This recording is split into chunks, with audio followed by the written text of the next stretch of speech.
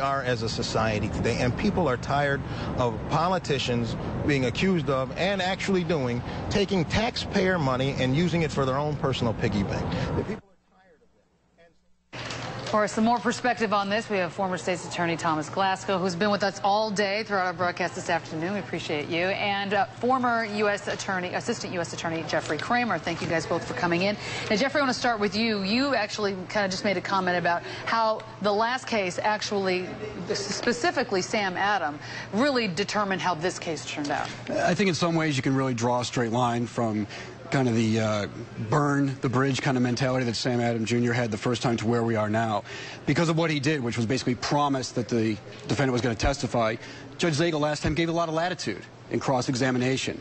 He didn't give that latitude this time. And because he didn't give that latitude, the defense was kind of handcuffed as to what they could do on cross-examination. Because of that, they had to put on a case, and we saw what happened.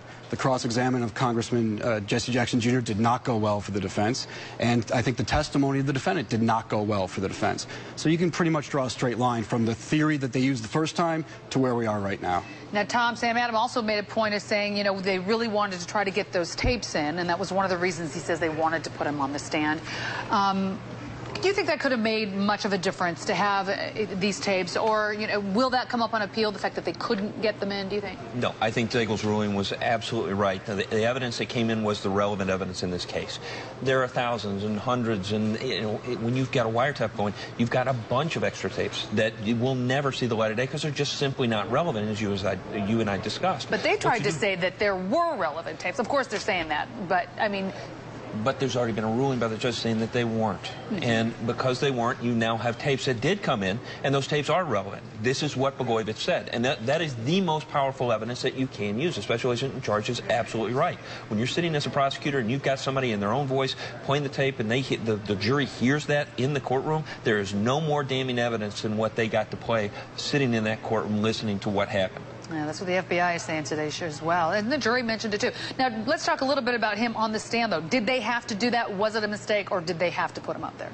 I think they had to put him up there in order to explain what happened. If they didn't, as he said, this began the trial before. If they didn't put him on the stand, they were going to put themselves into a position where they didn't get a chance to explain anything that had occurred, and they were really, really boxed in by what had happened previously and what had happened during the course of the government's case in this matter. You agree, Jeffrey? I do agree. I think they had to put him on. They weren't crazy about putting him on, but they really had no choice. Even if they didn't put him on, I think we'd be in the same position now. Let's talk about the length of time, though. He was on for like 5-6 days, 27 hours, something crazy like that. I mean, they didn't have to be as expansive with it, did they? Well, they wanted to put a lot of his background in. When you think about it, the first day or so was just background. He really didn't get to any of the tapes or anything else till the second day, or maybe even a little further. And they were in no hurry. On direct, they wanted to make it as expansive and make him likable, because they knew what was coming on cross. And what was coming on cross was Reed Schaar, armed with about a dozen or so witnesses, hundreds of hours of tapes, and a heck of a lot of transcripts in his hand, and they were in no hurry to see that come. All right, now let's go right now. We're going to hear from Patrick Fitzgerald, who reacted after the verdict in a press conference. Let's listen in. But we hope that next time that anyone who hears any inkling of such activity would come forward and tell us. And that, to me, is the key, is not to solve corruption by prosecution, but solve corruption by the attitude people have, that people should not expect to be shaken down. People should be offended by being shaken down and should come forward and report it to us. Hey, we want this to send a message. The jury said they wanted to send a message, and yet we have 4 governors that have been prosecuted and convicted. So Tom, does this ever send a message, do you think? Why don't they get it? Well, because most of these politicians that I've watched, and most of them that we've seen in the paper, and most of them that you've seen at trial, they all think that they're smarter than you and me and the judge and the government. They all think they're smarter, but yet they go and they do the same thing over and over and over and over. And as Jeff can tell you, the method of investigation in these matters is routinely the same. These people trip themselves up. They trip themselves up by their phone calls or by the fact that they like to talk about it, and they truly do have that narcissistic personality that they think they're smarter than you and me. Jeffrey, I got to ask you, this is your former boss, Patrick Fitzgerald.